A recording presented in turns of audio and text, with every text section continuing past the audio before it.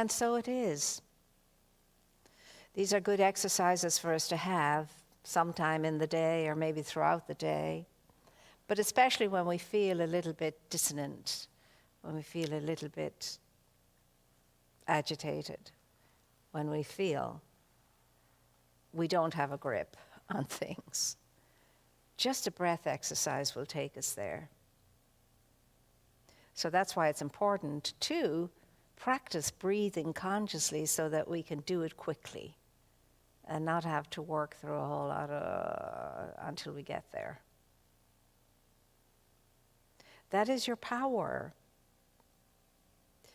It's your amazing gift to the world, your energy. I remember one of the miracles of Jesus and the people saying, "Did you not feel the energy going out from him?"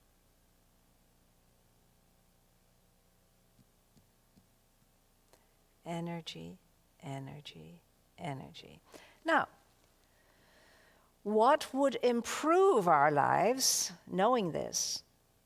Well, anytime you feel yourself agitated, anytime you feel yourself annoyed, anytime you feel yourself discombobulated, go straight into breathing.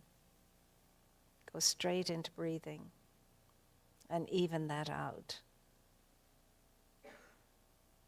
Mood swings, take care of the mood swings from the beginning.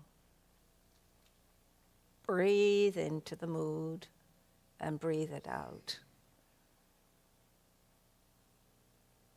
Every time you feel yourself going negative, regardless of what it's about, breathe in that lifefulness and let it balance out any negative energy. I'm telling you, the breath is the answer to everything. It's that snake oil, really. You can bring it to anything. And just before you let yourself go and indulge yourself into being less than you are, breathe. Breathe really deeply. Breathe even if you're hyperventilating to begin with. Just breathe. It's a power.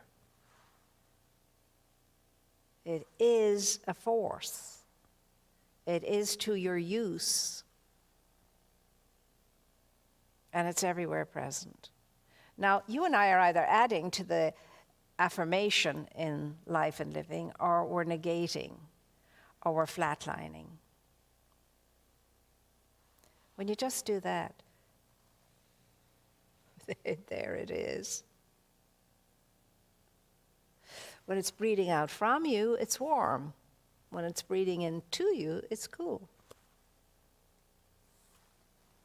And it's the quickest way to balance ourselves out and not fall into the pitfall of emotional upheaval.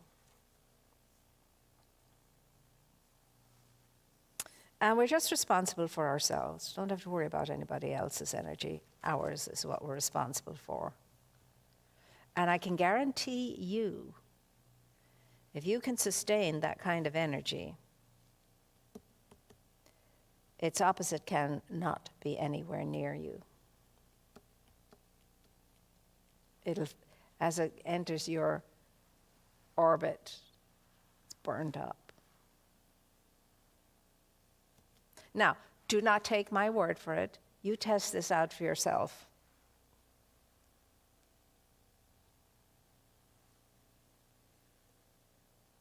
Because if not now, when? What are we always waiting for? I'll be better tomorrow. I'll do better tomorrow. I'll be more enlightened tomorrow. Tomorrow. Always waiting. It's time to stop waiting and just be. And if you make up your mind to be the best that you can be, you will find changes happening. And you'll find you'll stay in the more affirmative energy so much longer. Until the day comes when you just can't be bothered with the nonsense. The lie of illusion. I'm not saying this is easy, it's not. But it is doable.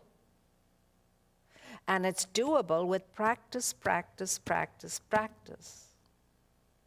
On planet Earth, you're not going to get away from having to practice at something or another. It's the way things get done. Because you're the most incredible orb of amazing energy that can be used in phenomenal ways, or not. And the energy will go right where you send it. And if your energy is truculent and turbulent and resentful and fitful and of a fighting kind, it too will go where you send it. So there's no one to blame for how we feel. No one. Except to look at ourselves for having fallen asleep on the job and then change it up a bit. You will get more, as I was taught as a small child, with a spoon of honey than you will with a bottle of vinegar. Just a spoonful of honey. Now, you know when you're being vinegary or when others are being vinegary in your regard, and it's not pleasant. With all due respects to vinegar, because I do like vinegar. But I'm not going to sit down and drink a gallon of it. However, I could eat a pot of honey. Where are you right now is the question. Never mind where you were yesterday, even an hour ago, or where you think you're going to be tomorrow. Where are you now? Because where you are now is creating for you the experience of the next hour or the next week, and so on. You could let everything that's been ailing you go right now. You could let everything that's ailing you or think is ailing you, you could let it all go right now. And you could bathe yourself, give yourself a spiritual spa. Bathe yourself in the breath of life.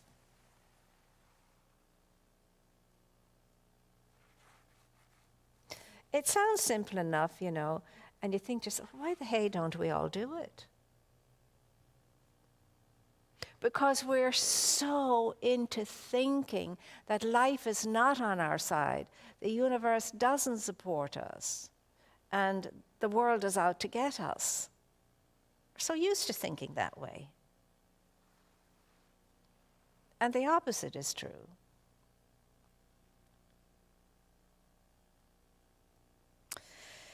Throughout spiritual history, you hear about the courting of the presence.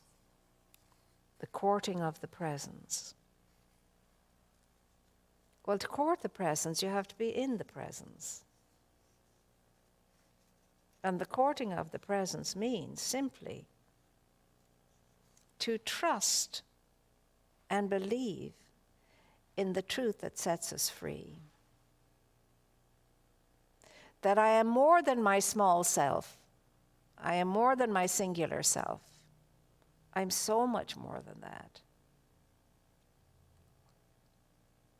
And to treat yourself like you are. To treat yourself like you do matter, very much so. To treat yourself like the gift that you came here to be. To treat yourself like that prosperous beingness that came here to put so much on the table of life. To give so much to the table of life.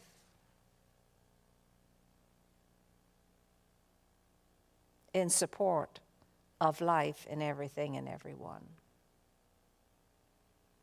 But every time you and I are mean and nasty, and every time you and I go into a negative spin, we're doing the opposite of that.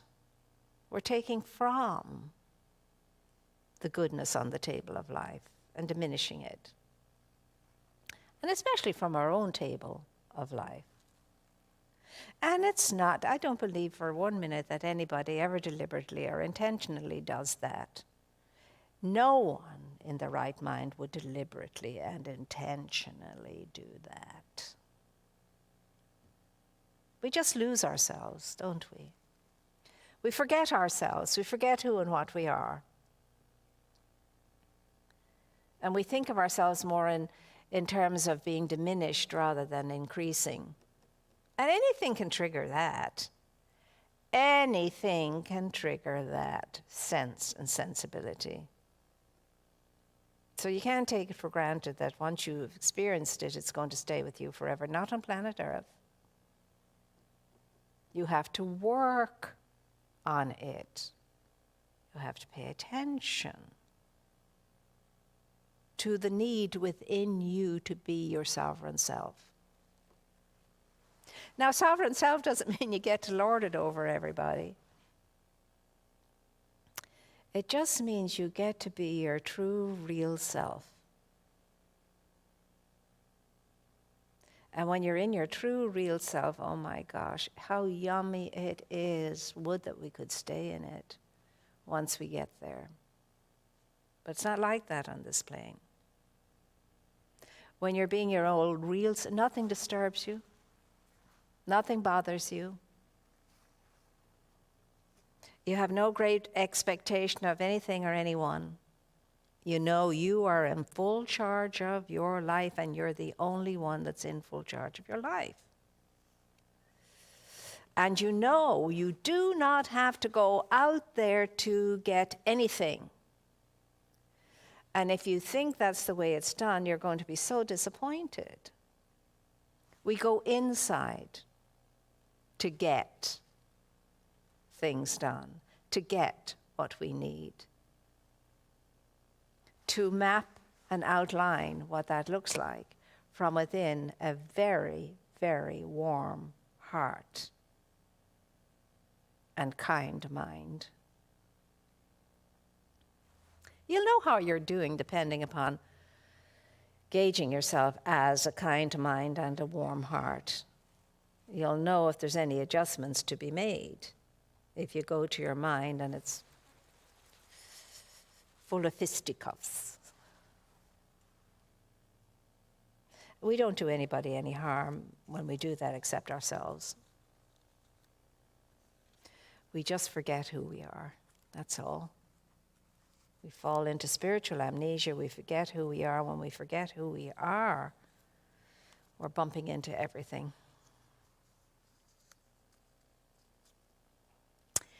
You are here today, very especially, so that you can know this, the truth that sets you free. So that you can get up no matter what your life is at the moment, no matter what ailments are in your life at the moment, no matter what seems to be going on in the moment that disturbs you, you can get up now and say, I'm none of that. And that is not meant to be. And I'm the one who drives it. It's very hard for people to get that part of it. It's very, very hard for people to get that part of it. I'm the sovereign in my own life, and I am the cause to all of my effects. Now, who wants to hear that over and over again? Especially if somebody else is telling you that.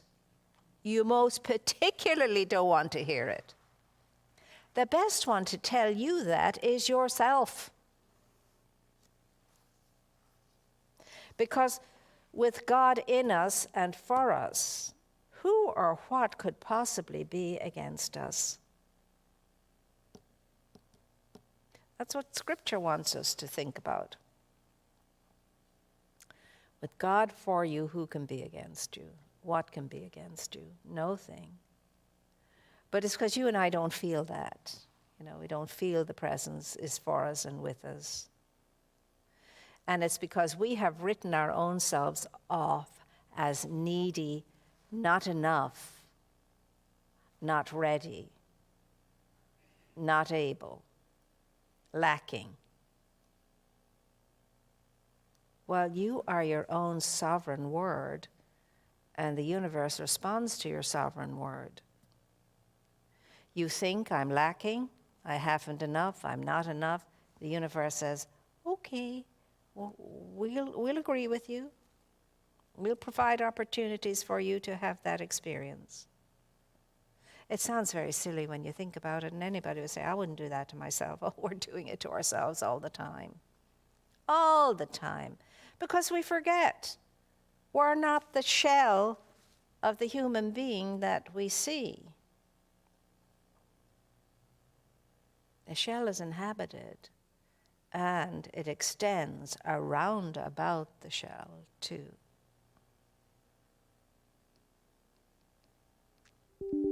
Is any of this making sense? Yes. Good, good. Because sometimes we're ready to hear this, you know, and at other times it's going in here, and out the window. Because we're not practiced in being present in the now moment. We're either back there in yesterday or out there in tomorrow, or sometime ahead of ourselves, or sometime behind ourselves. It's very hard to be here now for the majority of the time. If you can hit that 51% of your day, you're in the majority, and your glass will be filling. Anything less than that, there's the possibility of the glass emptying. So I think we could all challenge ourselves to at least 51% of the day being present to what's going on in our minds, in our emotions, and around us and about us. And make that be the most important part of the day, because it is. Because everything happens right now. All changes are made right now. Everything diminishes right now or advances and increases right now. You've been told many times you're brilliant, you're one of a kind, you're essential to the whole of this thing called life. And that no one else can bring to this life what you came in to bring. And if you don't bring it, it doesn't get on the table.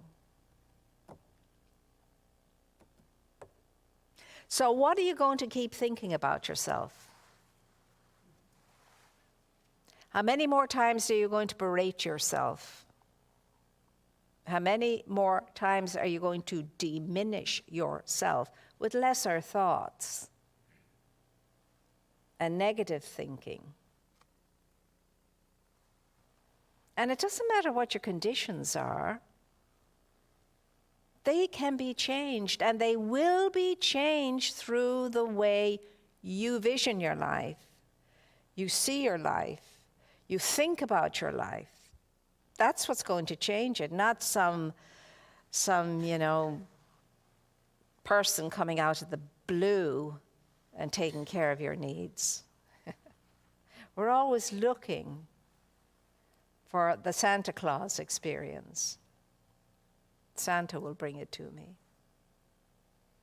Yes, only if you know you're the Santa. You bring to yourself the good that you desire. You think into yourself the good that you desire. You feel into yourself the good that you desire.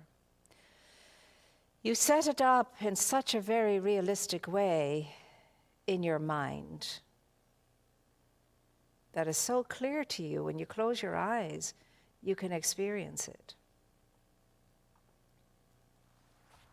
That's why we're told, see it, see it, see it. Think it, think it, think it. Feel it, feel it, feel it. Continuously until it is so.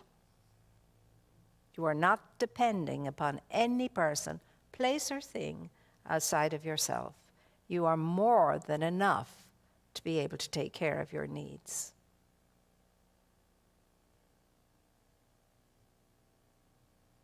That's the way love is, isn't it? The more you give it away, the more you have to give away.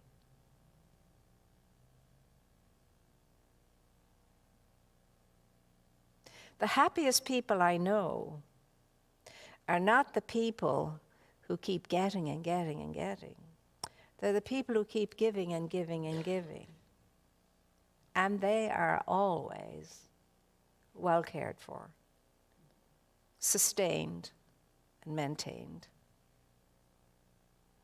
Because that's the difference between three-dimensional thinking and spiritual knowing. If I want to increase something, I divide it and give it away.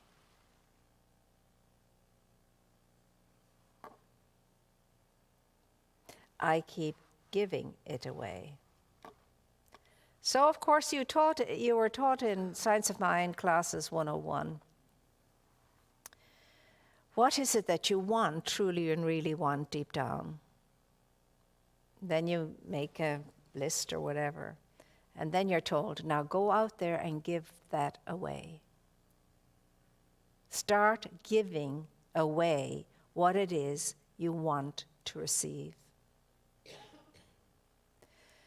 If you want to be well cared for, then care well for everyone. If you want to receive loyalty, be loyal. If you want to receive the sweetness of life, go out and be the sweetness of life. Do you see how it works? Anything you can think of. Give some away. It's like the lady, and I tell that story from time to time because it's an amazing thing. She had 4 children. She was a woman on her own, and things were getting very close to the wire. She didn't know how she was going to be able to feed the children next week. But she was in the teaching, and she realized, okay, what can I do? What can I bring? What can I give? And she had an idea. So although there wasn't much in the cupboard for the supper that night, she set the table, and got everything ready as though there would be. And then she went out and looked around to see what it was that she could give away. So in the field near her, she saw these lovely wild flowers. So she went out and got some nice wild flowers, brought them in, put them in a nice little container, and put a little sticker on it. And she brought it down the road to an elderly gentleman who was on his own. And she knocked on the door and said, well, there you are. I thought this might cheer you up. Some pretty flowers from the field across the way. And he was delighted, put a smile on his face. By the time she got home that night, they said, Mom, somebody was here looking for you. And then later on, a knock came to the door. And it was a person from a law office with an envelope. And in it was an amount of money that had been left to her by a relative, a distant relative. And she just smiled and knew exactly why that happened. And she was able to, of course, get them on their feet again with what she was given, get herself up and running and get a job for herself too, and all of that, Now, there are a billion stories like that. The best sometimes way to give to yourself is to give something away. Make a difference. Be a kind presence. Have that empathetic sense about people. Now, I know people are not all going to respond and be grateful. In fact, they may berate you.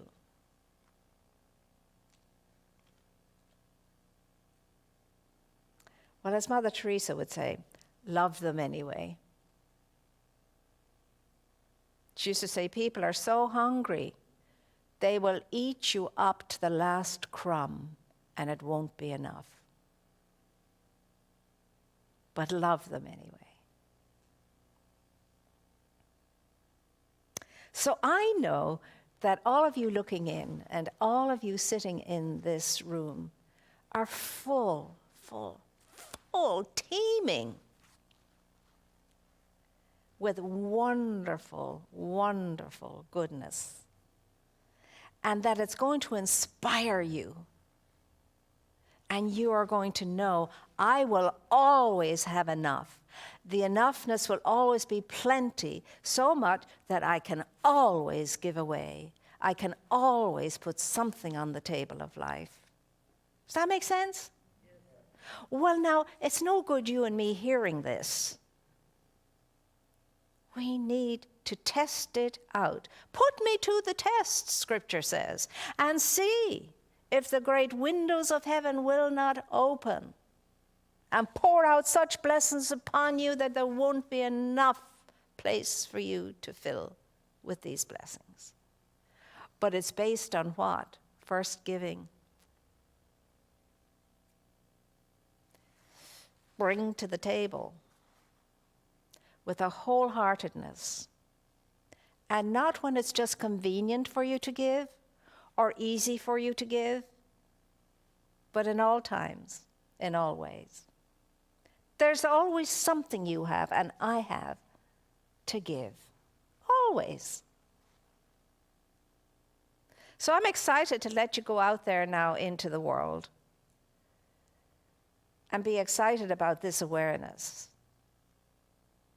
and to be in competition with yourself all the time with regard to how much can I bring to the table today? How much am I willing to put on that table today? And if you're open to it, you'll be inspired and you'll be amazed at what will come up in your mind that you'll say, oh yeah, oh yeah. And you'll be happier and you'll be healthier and you'll enjoy your life more because you know you're making the difference. So I'm going to leave you with these ideas, and I know that the powerful creative energy of spirit within you will be just popping all over your head and your mind and everything else, saying, and not saying in words, but saying in a feeling, an impulse. And you will be doing this because you came here to do this. And that's why you and I get so fed up with ourselves at times, because we're not doing what we came here to do. And you are always enough in and of yourself. You don't need any person, place, or thing. You are always enough in yourself. But you've got to know that. And here's the thing, when you know you're enough in and of yourself, the world just throws every opportunity at you to feel it. So I'm excited for us all today to get into the rest of the day from this sense and sensibility. All of you wonderful people looking in, I am excited for you too. Just be who you are. That's all you have to be. Be who you are, be what you are. And you are life in expression. And your generous life in expression. And you know, even when you don't have a thing, you can be super generous with your words, with your thoughts, with your helpfulness. So never say, I have nothing to give. That's the greatest load of rubbish you'll ever say. I have everything to give. That's what you tell yourself. I have every good thing to give. And I will only give good things, is what we tell ourselves. Okay, then. That's what we're going to do. So we're going to have our prayer together now, and we're going to be one with this prayer as we pray it. And we're just going to know that life is on our side. The universe supports us. Spirit is with us, no matter what it feels like. And where Spirit is, all is well. And I say a lot in these days especially, wherever I am, I'm always safe. Because wherever I am, I'm in the company of Spirit. It works. So this is what we're knowing. I know divine love enfolds me. Divine light leads me. Divine wisdom inspires me. Divine compassion expresses through me. And divine power protects me. All that I am is Spirit's life and expression. It is good and very good. With deep joy and generosity filling me. I go forward now in sacred service, supporting a compassionate world that works for all. I move through my days with grace and ease, in love and well-being, in health and wellness, in fullness and plenty, and in loving relationship with all life. What I now know for myself, with blessing and in deep gratitude, I know for all life. There is only God. There is only God. There is only God. And that God shows up by means of me. God in the midst of us, a very real and present help. That's what I always know. So, my dear ones, get up, get out, get at it, and be happy in yourself and with yourself, and trust yourself, and make up your mind never to berate yourself ever again, but honor yourself and love yourself and cherish yourself and respect yourself. Why? Because God lives in you as you. One of my teachers always ended up every session with that.